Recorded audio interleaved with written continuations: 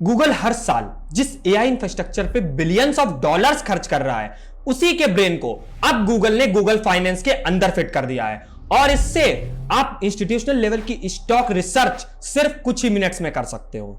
और जो features, depth और रियलिटी आपके सामने आएगी वो आपको किसी भी अदर टूल में लाखों रुपए देकर भी नहीं मिलेगी।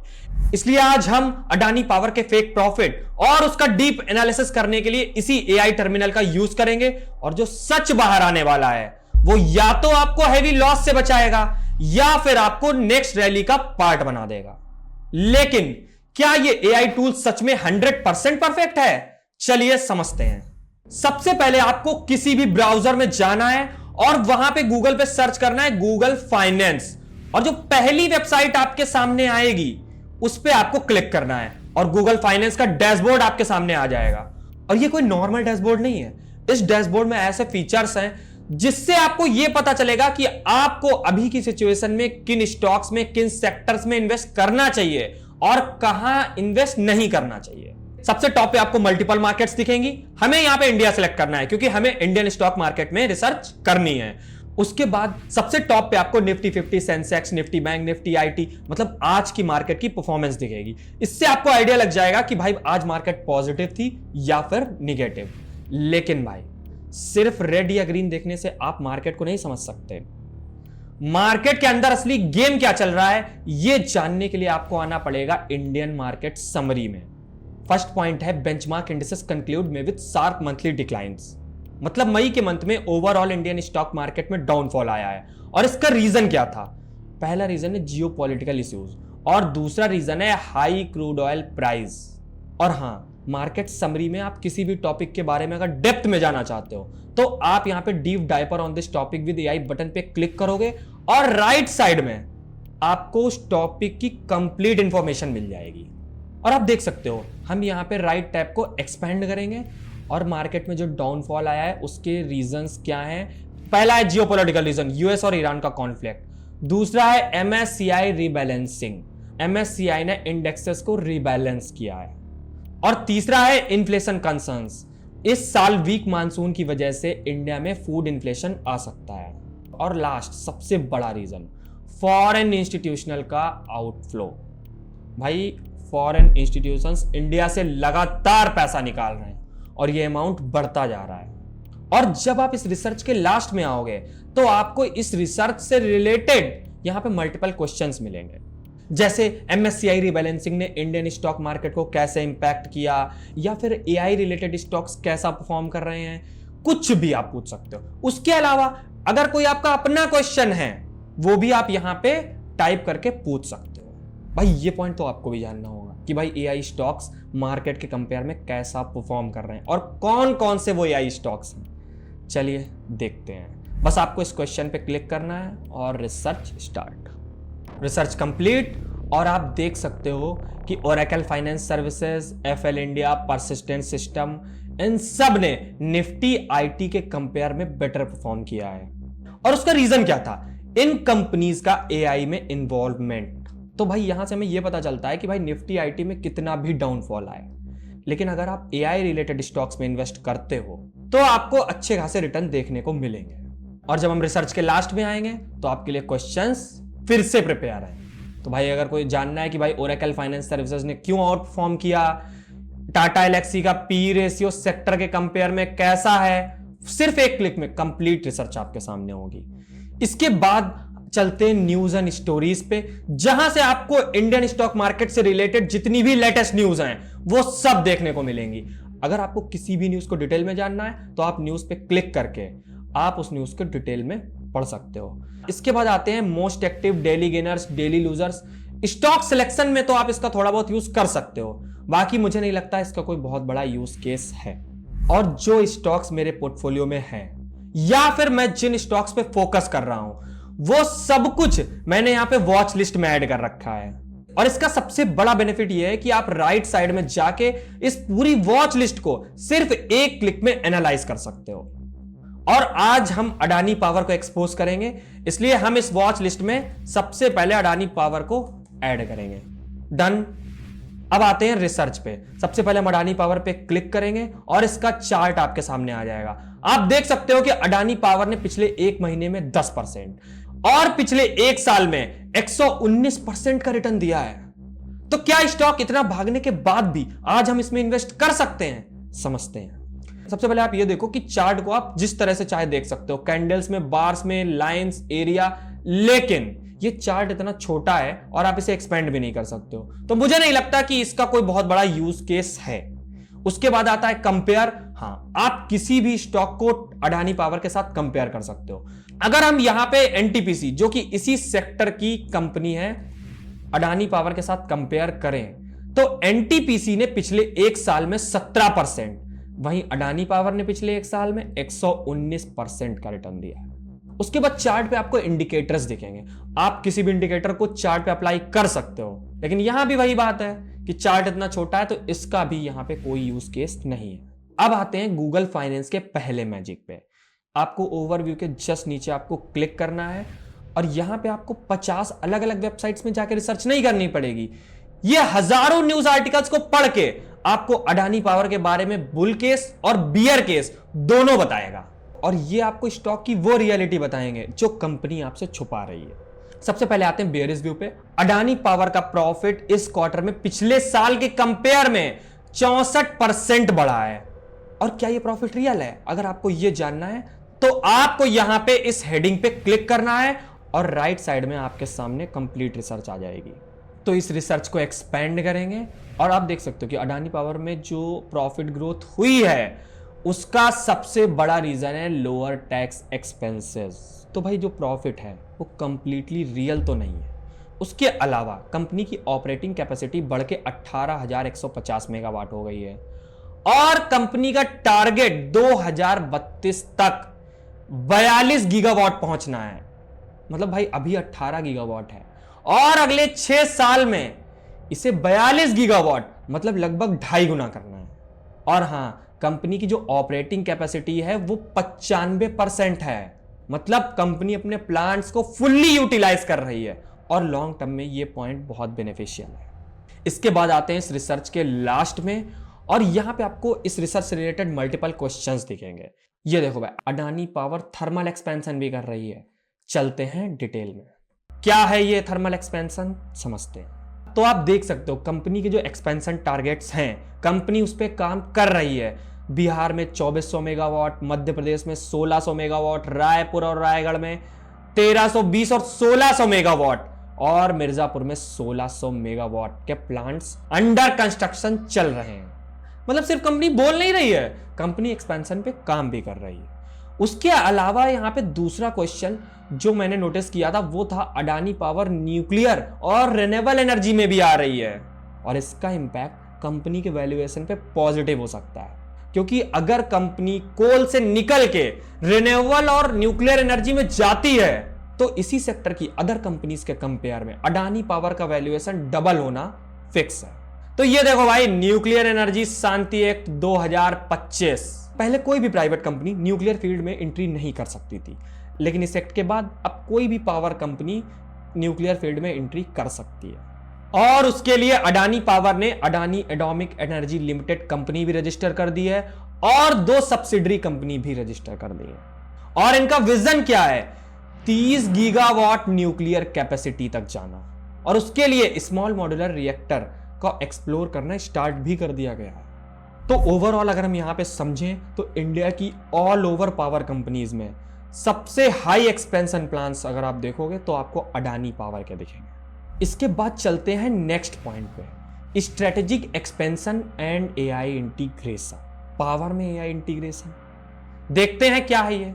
एक्सपेंड करते हैं, एआई ड्रिवन पावर डिमांड।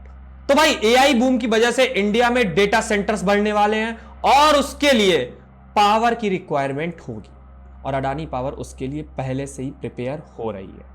और उसके अलावा अडानी पावर अपने ऑपरेशंस में एआई का यूज कर रही है और इससे कंपनी की एसेट और ऑपरेशनल कॉस्ट रिड्यूस होगी। अब मुझे यहां पे सिर्फ एक चीज जानना है कि सारी बातें ठीक है, कंपनी को एक्सपेंशन करना है, टारगेट्स हाई हैं, लेकिन कंपनी अपने टारगेट्स को टाइमली एग्जीक्यूट कर पा रही है या नहीं, यह जानना है। देखते हैं यहां पे ऐसा कोई क्वेश्चन है, नहीं, हम मैनुअली पूछ लेंगे। How Adani power is working on their expansion plans and they are able to execute on time और नॉट। देखते हैं भाई क्लिक। लो भाई, पहला ही प्रोजेक्ट डिले, महान फेज 2 जो 86% कंप्लीट हो चुका है और इसका टारगेट लास्ट 2026 था, लेकिन अब वो 2027 में पहुंच गया है। और क्यों पहुंच गया है? जियोपॉलिटिकल इश्यूज की वजह से और एलपीजी की अवेलेबिलिटी की वजह से। और दूसरा है Raipur phase 2 54% complete, Raigarh phase 2 47% complete, Korba phase 2 construction चालू हो चुका है और मिड 2027 तक इसका पहला यूनिट भी कंप्लीट हो जाएगा। तो केवल एक फेज में कंपनी का प्रोजेक्ट डिले हुआ है। और पावर कंपनीज में इतना चलता है क्योंकि यहां पे बहुत सारे रिस्ट्रिक्शंस, बहुत सारे रूल्स फॉलो करने पड़ते हैं, तो कंपनी का एग्जीक्यूशन भी ठीक है। अब आते हैं बियरिश व्यू पे। क्या ऐसा है जिसकी वजह से हमें कंपनी में इन्वेस्ट नहीं करना चाहिए?